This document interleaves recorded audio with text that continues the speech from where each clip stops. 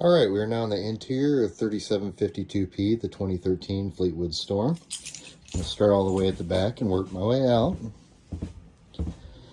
Starting in the back bedroom area, you have storage in your cabinets around the bed area, in the closet area over there. Lights above the bed. Have little switches just on the side to operate the lights. There's little shelves on each corner up there. Bed does flip up. And there is storage underneath the bed. You have your remote for your television on the wall over here.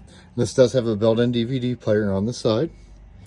Windows, you'll see on the windows on both sides back here, you have red handles. This will work as an emergency exit window. If you ever had to get out in an emergency, you could pull both red handles and shove the window out. You do have accordion style shades, so it's just lift up or pull down, and then slider style windows. This is the same for both windows in the very back of this camper. You have a main light switch for your ceiling lights in the bedroom area. Vents on the ceiling will be for air conditioning.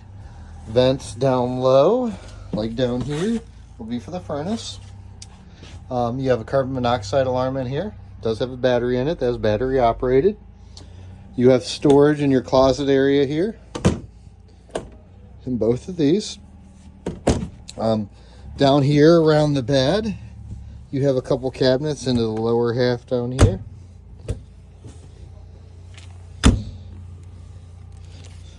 You have your 110 receptacles down there right beside the heater vent. Over here, you have storage in your drawers below the closet, and then storage in the closet with adjustable shelves. Same thing over here, storage in the closet area here, and storage in the drawers down below. You have storage up top here above the refrigerator. On your refrigerator, it is a 2-button refrigerator. The first button is on/off. Pretty self-explanatory. And then the button beside it, if you notice, when this button's depressed, it's going to put it into auto mode. What that does is if you're plugged in, it's going to run on electricity. If I go out there and unplug, it'll automatically switch over to propane. If I want to command it strictly on propane, I can push this button out and it will fire and run strictly on propane. You do have to make sure your valve is turned on outside in order for that to work. But other than that, you have little buttons on the side here and a nice sized refrigerator. Behind me here is access to the bathroom area. Inside the bathroom area, you have a nice sized shower. And again, I got antifreeze in the bottom from winterizing this camper. There's a skylight in here. Previous owner added this little rack. I didn't know if you wanted it or not. If not, you could just cut this little zip tie and get rid of that. But nice size walk-in shower. You have storage in the cabinet below the sink and to the left of the sink. Storage in the cabinet over here. And then you have storage in the vanity area behind the mirror.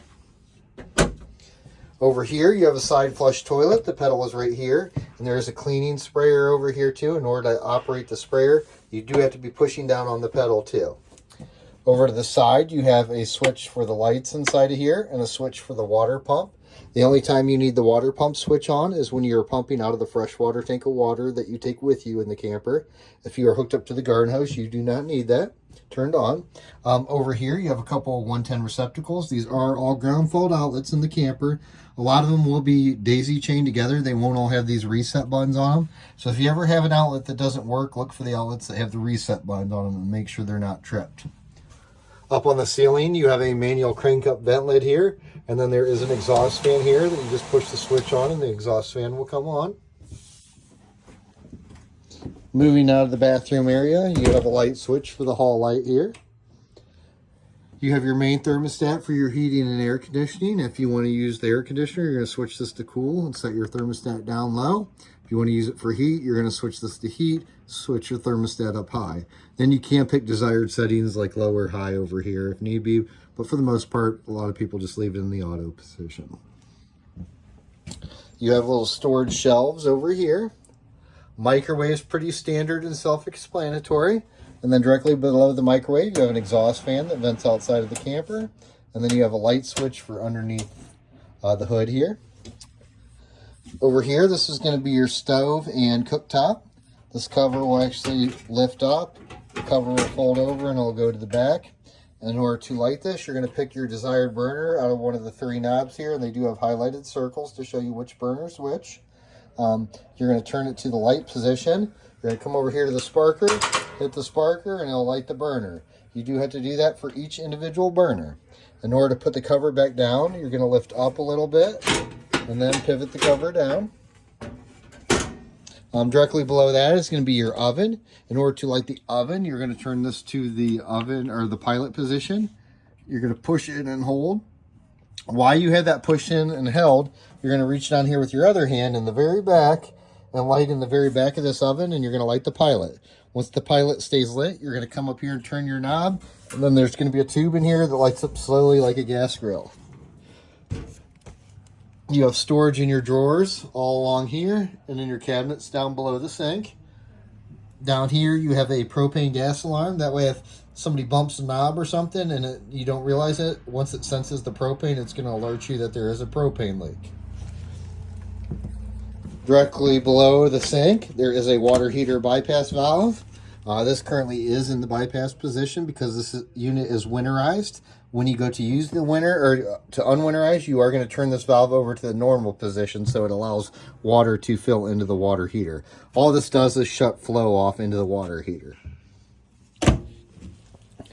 You have a light just above the sink. The switch is on the light. Blinds back here are just string operated, and then there is a window behind that. Sink's pretty standard and self-explanatory. You do have storage in the cabinet directly above the sink. Behind me here, you have a dinette area. This will drop down into a bed if need be. You could wiggle the table loose, take the posts off, set the table down on the ledge just below the cushions, and then use your other cushions to fill the void of the table, and it will make into a nice bed area up here. You have storage in your cabinets directly above. The light over here has a little push button switch on the side of the light itself. Again, you'll have accordion style blinds that will just lift up, and then a slider style window over there. Over here is a starter kit. We always put starter kits in to get you up and going. It gives you all the basics. You're going to get a new garden hose, a new waste hose, some toilet paper, some treatment packs, a power cord adapter from 30 to 110, and some gloves. Like I say, just the basics to get you up and going. There are storage cabinets underneath of the dinette cushion, or underneath the dinette seating here. Over here on the side wall, first switch up top here is for your slide out room. In order to operate your slide out, your parking brake has to be depressed. Your ignition key has to be to the on position. Once those two things are achieved, make sure your seat is slid forward and out of the way of the slide out, and you can run the slide out in or out with that button. Over here, you have tank level buttons that you'll push, and it'll illuminate lights up top here to show you conditions of tank levels and stuff. Like I say, the first one's for fresh water. Gray water is going to be sinks and showers. Black water will be toilet water. It does show you LP gas condition, and it will show you how charged your batteries are in here also on your auxiliary and your main. Over here is going to be the switch for the propane side of your water heater. It is strictly propane. This here is going to be your battery disconnect switch. Anytime you're not in the camper or it's going into storage, make sure to shut this off. What this does is it unlatches the coach batteries from the camper. So if you leave a light on or something like that, it's not going to drain your battery down. So anytime you're in your camper and using it, this should be on and camper plugged in or going down the road. Anytime you're not in the camper, it's a good habit to shut that off unless you want things to stay on when you're not in there. You have another water pump switch here. The water pump only has to be on when you're pumping water out of your freshwater tank. And then beside that, you have a generator start-stop switch. With this generator, if it hasn't been ran in a while, you could actually hold this off button down until it illuminates the light above it. Hold that down for 5 to 10 seconds. Once you do that, you can flip over to the on side, hold the button until the generator starts. This generator uses the same fuel tank as the vehicle itself. Anytime it gets below 1/4 of a tank of fuel, the generator will not run. It always leaves you that 1/4 of a tank of fuel so you don't get stranded anywhere. So always make sure you're above 1/4 tank of fuel if running the generator. Your entry door, you got access to your locks here, screen door latch here, and it does have a slider to keep the bugs out also. Batteries are going to be underneath the step well here. There's screws you could remove. And again, those are your coach batteries down there, and they have been replaced. So you have brand new batteries inside of there, so you don't have anything to worry about there. You have a fire extinguisher over here to the left of the doorway. Moving up here into the front area, your seats, you got two buttons like this on each side. One is going to allow the seat to swivel around. One will allow the seat to go forward or backwards. And then you have a recliner on the other side. Driver's seat is the exact same operation. You have a slider style window over there, and then curtains that will pull around all the way to the front and meet in the middle to give you privacy. There is a curtain on each side. The shades up front here, these are just manual, so you just pull this little knob down and it will give you a sunshade. We'll push back up. Inside the first cabinet here there's some miscellaneous paperwork and stuff in here that came with the camper. This is the selector for your TVs. So currently right now I have everything on antenna. So whatever TVs you're using, you'll be able to watch air television off your antenna. You do have to do a channel search by going to menu and search channels on each television to pull in your local channels. But then if you ever want to add a DVD player up here or something, you could add a DVD player and allow it to play on different TVs by just switching these buttons. As you can see, we have air television playing inside this camper. So I did tune in my local channels here just to make sure antennas work and all that. The antenna is a fixed mounted antenna. It is actually on the ceiling right here. There is a antenna booster switch that's right on the side over here. You do have to have that switch to the on position and these lights lit up in order for it to amplify the antenna signal and get good reception. This is directional, so you could rotate this knob if need be. You really don't have to though, but the antenna doesn't raise or lower. It's a fixed mounted antenna, so nothing to forget about and drive down the road with the antenna up, so you're good there. Directly above or in front of the driver's seat, again in our storage area over here. These TVs are designed so if the engine's running, it won't allow you to use the front television because of the safety outlet it is plugged into. You have a remote down here in the center area. You have a 12-volt accessory outlet for cell phones and stuff. Vents on the dash area. Temperature controls are pretty standard down here. You have radio controls, so if you want to listen to your radio with your keys out of your ignition, I could turn this to the park and listen to the radio off with no keys in the ignition like this.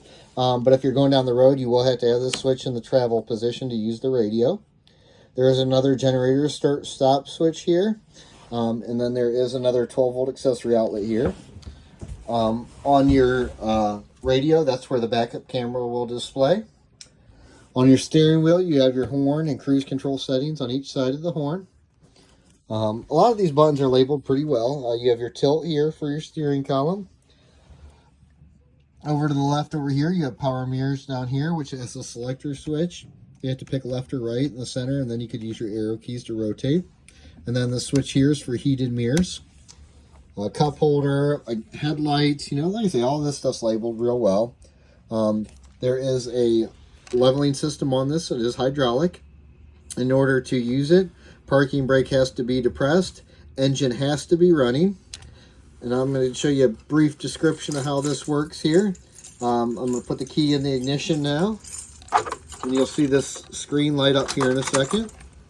So you'll see it do those light things there. That's completely normal. And then it'll stop. You could come over here, power on, and again you have to have your parking brake depressed and your engine running. You're going to wait till the wait light stops. Then I'm going to come over here and hit auto. Once you hit auto, you're going to sit back and let it do its thing. As soon as it's done leveling, you could shut the camper off and proceed to camp. When it is time to leave, same thing. Parking brake depressed, engine running, power on, and then over in the bottom right corner, you're going to hit the retract all button. Once the jacks down light goes off, when it indicates the jacks are down, once that light goes off, you can power off the system and proceed down the road. Over here, you have a battery boost button for if you ever leave your headlights on and drain your engine battery, you could actually pull power off your coach batteries to start your vehicle. All you're going to do is depress this button, put your key in the ignition, start the vehicle. Once the vehicle starts, let your finger off the button. Beside that, this is, I believe, an optional fog light switch for the camper. And then up here, you got a fuse box. Other than that, that pretty much concludes the interior of this. Well, one other thing I want to show you real quick.